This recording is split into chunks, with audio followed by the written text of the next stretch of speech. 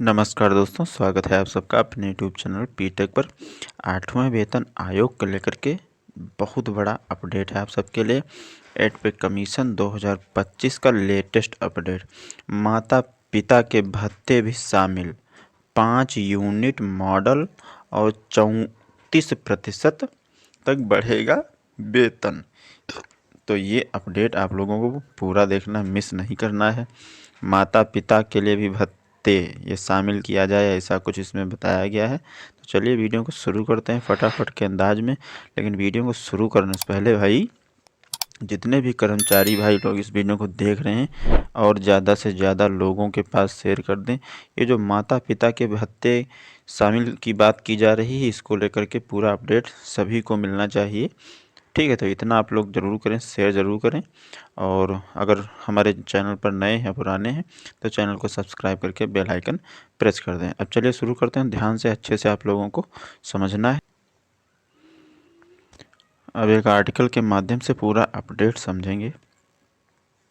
सरकारी कर्मचारियों के वेतन और भत्तों से जुड़ा 8वां वेतन आयोग देश भर के कर्मचारियों के लिए एक महत्वपूर्ण विषय है। वर्तमान में केंद्र सरकार ने 8वें वेतन आयोग की रिपोर्ट पर कई अहम कदम उठाए हैं। देखिए दोस्तों, महत्वपूर्ण कदम उठाए हैं जिनका सीधे असर सरकारी कर्मचारियों की सैलरी और पेंशन पर पड़ता है। इस आयोग की प्रमुख जो सिफारिशें हैं, वेतन वृद्धि, और पेंशन व्यवस्था सुधार और महंगाई भत्ते की नई दर तय करने से संबंधित है।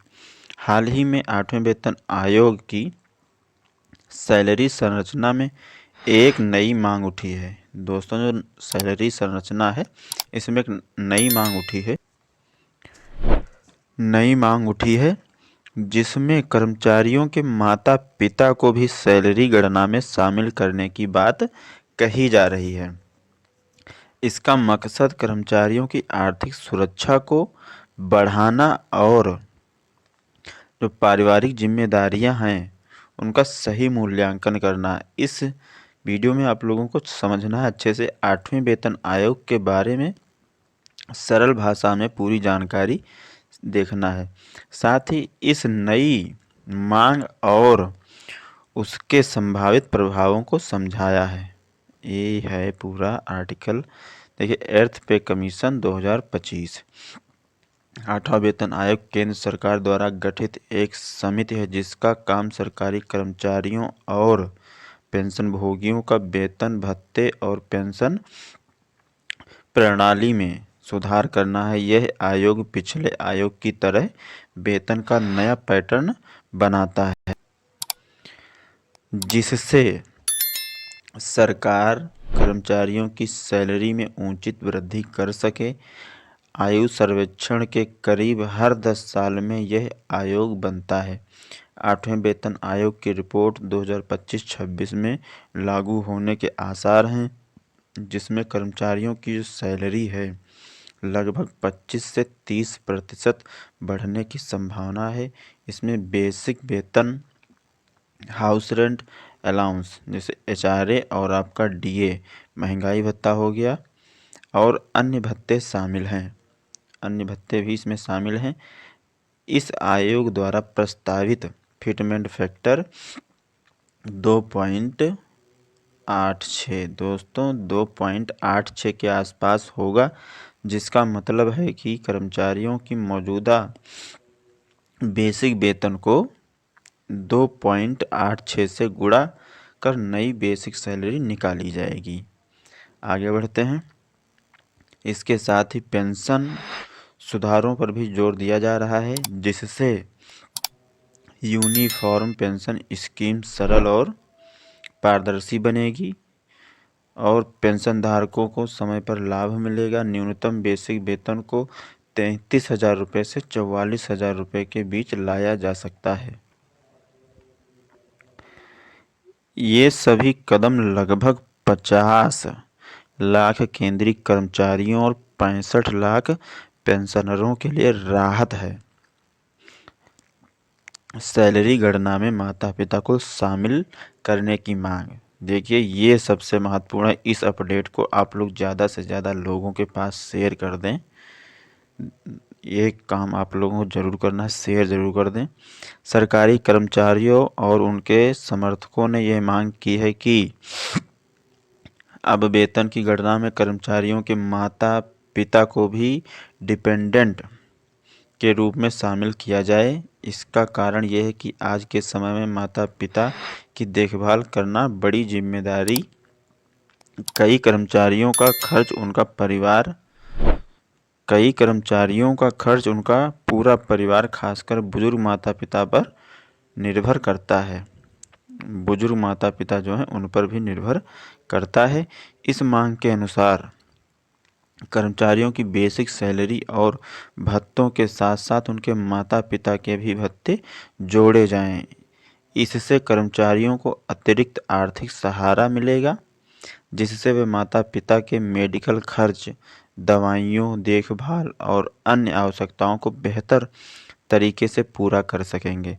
सरकार इस मुद्दे पर विचार कर रही है क्योंकि इससे सरकारी वित्तीय बजट पर प्रभाव पड़ेगा। अगर इसे लागू किया गया तो कर्मचारियों की आर्थिक स्थिति मजबूत होगी और महंगाई के प्रभाव से मुकाबला करने में मदद मिलेगी। इससे परिवारों की वित्तीय सुरक्षा बढ़ेगी और बुजुर्गों के लिए बेहतर देखभाल का प्रावधान जो है संभव होगा। अगर ये लागू हो गया तो वेतन आयोग में परिवार की यूनिट में बदलाव हुआ, ये क्या है? वर्तमान में सातवें वेतन आयोग मॉडल में केवल पति पत्नी और 2 बच्चों को परिवार की यूनिट माना जाता है। इस मॉडल में कुल 3 यूनिट गिनी जाती हैं। नई मांग में national council joint consultative machinery ने सुझाव दिया है कि इस मॉडल को 5 सदस्यों वाले परिवार के हिसाब से बदला जाए, जिसमें बुजुर्ग माता पिता को भी शामिल किया जाए। इस नए प्रस्तावित मॉडल में कुल 4.2 यूनिट होंगे, जिसमें बुजुर्ग माता पिता को भी समान यूनिट के रूप में जोड़ा जाएगा।